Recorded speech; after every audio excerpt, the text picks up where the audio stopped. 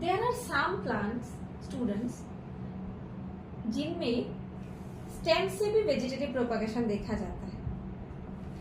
So in such plants underground and sub aerial stem modified for vegetative propagation. जो underground stem होते हैं उनके generally देखा जाता है कि स्टेम जो है वो अंडरग्राउंड ही रहते हैं. जनरली हम जो प्लांट्स आसपास देखते हैं तो स्टेम पार्ट जो है वो मिट्टी के ऊपर होता है, राइट.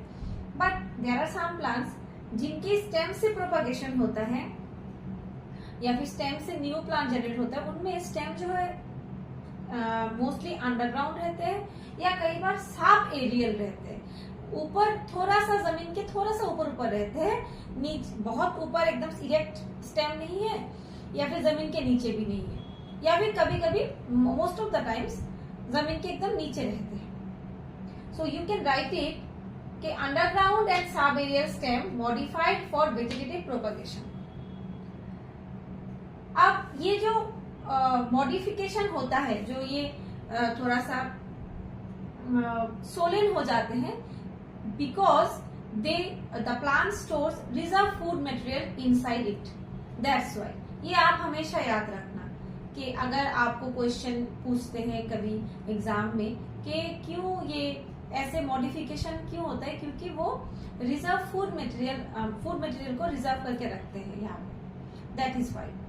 तो आओ यहाँ पे अंडरग्राउंड मॉडिफाइड स्टेम के बारे में पहले पढ़ते हैं, फिर हम सब एरियल मॉडिफाइड स्टेम के बारे में पढ़ेंगे. अब अंडरग्राउंड मॉडिफाइड स्टेम को हम स्टेम में हम कई प्रकार के देखते हैं. जैसे ट्यूबर है एक टाइप, दूसरा राइजोम है, तीसरा बल्ब है और चौथा कॉर्म है. These are the types of underground modified stem. Tuber, rhizome, bulb, corm.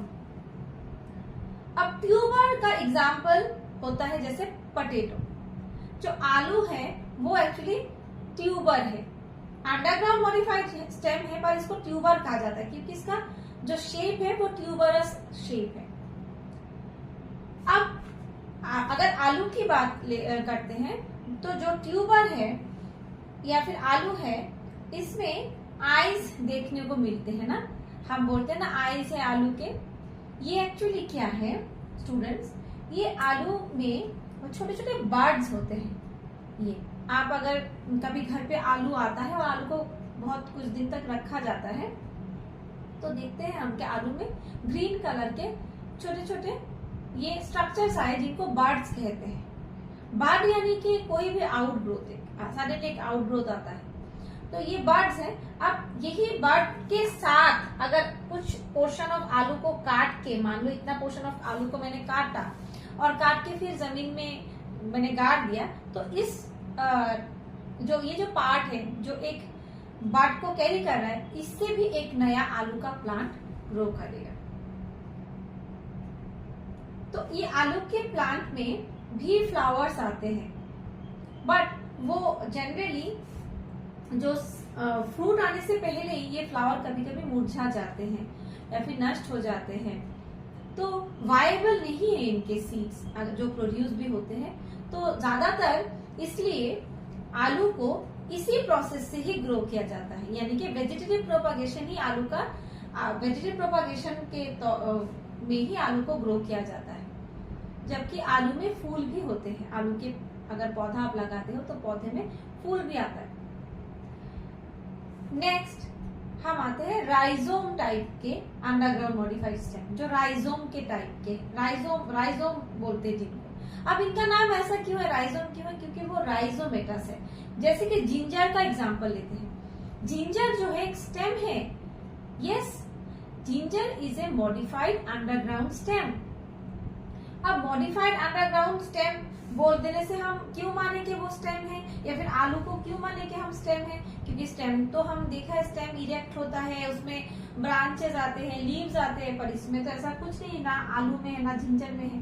पर आलू में अगर आपको ऐसे कोई क्वेश्चन पूछते हैं एग्जाम में कि क्यों ये एक मॉडिफाइड स्टेम है एक तो इसमें इसलिए वो उसका स्ट्रक्चर ऐसा है कि क्योंकि वो स्टोर रिजर्व फूड मटेरियल को स्टोर करके रखता है। जो भी फोटोसिंथेसिस में वो प्रोड्यूस करता है प्लांट, वो इस पोर्शन में आके स्टोर रहता है एक्सेस अमाउंट। दूसरा कि आलू में ये the presence of these birds, जैसे कोई ऐसे वाला प्लांट ले लो जो नॉर्मल प्लांट्स जो होते हैं आसपास, इनमें भी आप देखना कि प्लांट्स में जो नोड्स होते हैं इनमें एक्सियल बर्ड्स आते हैं, साइड में आउटग्रोथ आता है और वही आउटग्रोथ धीरे धीरे ब्रांचेस में, लीव्स में कन्वर्टेड होता है।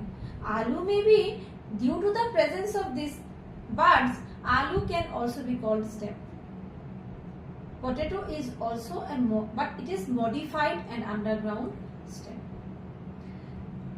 In case of ginger में नोड्स का प्रेजेंट देखने को मिलता है। जैसे नॉर्मल प्लांट्स में स्टेम में नोड्स और इंटरनोड्स मिलते हैं, ठीक वैसे जिंजर में भी ऐसे नोड्स मिलते हैं। आप अगर जिंजर को अच्छे से देखो तो जिंजर में ऐसे आपको नोड्स दिखाई देंगे, जहां से कुछ फाइबर जैसा एकदम थीन हेयर लाइक स्ट्रक्चर भी कभी कभार उगाते हैं। जैसे पुराना होता है थोड़ा सा अगर जिंजर, उसमें भी देखने को मिलता है जिंजर में। तो इसलिए जिंजर को राइजोमेटा स्टेम कहते हैं, क्योंकि इसका शेप ऐसा है फिंगर लाइक, तो इसको राइजोम कहा जाता है, राइजोमेटा स्टेम कहा जाता है। अब आती हूं मैं बल्ब टाइप का जो अंडरग्राउंड मॉडिफाइड स्टेम, इसका एग्जाम्पल होता है अनियन, सबसे बेस्ट एग्जाम्पल, क्योंकि आमतौर पे हम सभी अनियन को तो देखते हैं, तो बट हमें ये नहीं पता होता कि अनियन जो है वो एक्चुअली में स्टेम है। अब आप लोग सोच रहे हो कि अनियन कैसे स्टेम हो गया, स्टेम तो हार्ड होता है, पर अनियन ये जो इसका शेप है बल्ब जैसा, तो इसलिए इसको बल्ब कहा जाता है। और ये फ्लैशी है, अनियन को जैसे पील करते ऊपर आपको एकदम जैसे स्केल जैसा ऊपर का कवरिंग है जैसे, और ये काफी थोड़ा सा एकदम जैसे फिश के ऊपर स्केल्स होते हैं, ठीक वैसे पतला स्केल जैसा एक कवरिंग होता है। उसको हटाने के बाद आपको फ्लैशी स्किन मिलते हैं उसके पास, उसके लेयर ऑफ फ्लैशी लीव्स होते हैं। जो ये जो फ्लैशी स्ट्रक्चर है वो लीव्स है उसके अनियन के। ये तो स्टेम है, पर इसके ऊपर लीव्स आते हैं, सॉरी। तो फ्लैशी जो स्टेम है यही अनियन होता है, और इसके ऊपर वाला पार्ट जो है वहां से लीव उसका ग्रो करता है। और अनियन में भी फ्लावर स्टॉक आता है और उसमें फ्लावर भी आते हैं। और अनियन की सीड को आपको पता है स्टूडेंट्स क्या कहते हैं? हम सब मसालों में इसको भी रखते हैं। इसको जान के मुझे कमेंट बॉक्स में जरूर कमेंट कीजिएगा, मैं नेक्स्ट क्लास में इसका आंसर जरूर दे दूंगी। पर इस वीडियो के बाद आपके कमेंट्स में मुझे जानना है कि अनियन के सीड्स को क्या कहते हैं। अच्छा, तो सीड से भी अनियन का ग्रो हो सकता है अनियन, बट उसके सीड्स कभी होता है सीड से प्रोड्यूस, कभी नहीं होता। तो अनियन को भी, और नीचे से ये इसके रूट्स आते हैं अनियन के नीचे। अगर आप कोई अनियन है घर पे पुराना, थोड़ा सा कुछ दिन हो गया, तो आप इसके नीचे अच्छा खासा ग्रोथ ऑफ रूट्स देख पाओगे। अनियन को भी कट पोर्शन में अगर सॉइल में रखा जाए तो इससे एक नया अनियन या फिर ये पूरा अनियन अगर जब उसके ऊपर प्लांट नहीं है, कट मतलब इसका ऊपर वाला पोर्शन नहीं है, ऐसे अनियन को भी अगर आप जमीन पे नीचे गाड़ोगे तो इससे एक नया प्लांट आपको कुछ दिनों में देखने को मिलेगा। अब आते हैं नेक्स्ट टाइप, जो कि कॉर्न कहा जाता है। ये भी एक टाइप का अंडरग्राउंड मॉडिफाइड स्टेम है। इसका एग्जाम्पल है अरबी। ये हम सब खाते हैं अरबी। अरबी भी एक टाइप का स्टेम है। ये भी सॉइल में अगर आप रखते हो गाड़ के इसको, तो इससे भी एक नया अरबी का प्लांट आ सकता है। तो दीज आर द वेज और दीज आर द टाइप्स के जिससे स्टेम से ये दिखा रहे हैं कि स्टेम से भी वेजिटेटिव प्रोपगेशन होता है। और ये कुछ टाइप्स है, डिफरेंट स्ट्रक्चर्स यहाँ पे देखने को हमें मिल रहे हैं। जैसे अंडरग्राउंड मॉडिफाइड स्टेम से वेजिटेटिव प्रोपगेशन होता है, ठीक वैसे साबेरियल स्टेम से भी वेजिटेटिव प्रोपगेशन हो सकता है। साबेरियल मतलब थोड़ा सा मिट्टी के पास ही है, पूरा एकदम ऊपर ऊपर नहीं है, स्टेम एकदम इरेक्ट होके नहीं है स्टेम, तो मिट्टी के साथ साथ ही चल रहा है, एकदम मिट्टी के नीचे भी नहीं है। तो इसमें ऐसे कौन से प्लांट्स है, जैसे ग्रासेस सबसे ज्यादा हमें देखने को मिलते हैं, और ऑलमोस्ट हमें सबने देखे घास, राइट। तो जो ग्रासेस है या फिर मिंट है या फिर स्ट्रॉबेरी है, ये सारे प्लांट्स साबेरियल स्टेम से अपना वेजिटेटिव प्रोपगेशन करते हैं।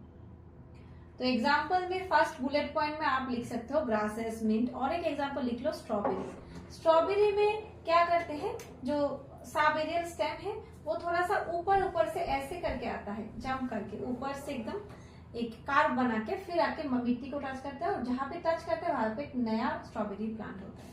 पर ग्रासेस में क्या करते हैं, क्या होता है, ग्रासेस में जो नीचे वाला एक स्टेम है वो मिट्टी के ऊपर चलता है, क्रिप करके आता है, और जहां पे दूसरी बार मिट्टी को टच कर लेता है, मिट्टी के अंदर जाता है, और वहां पे ही एक नया ग्रास प्लांट प्रोड्यूस होता है। सेकेंड बुलेट पॉइंट में आप लिख सकते हो the stem creeps along the ground और just below the ground. These branches at the nodes grow new roots and new leaves where they touch the soil, and this gives rise to new plants.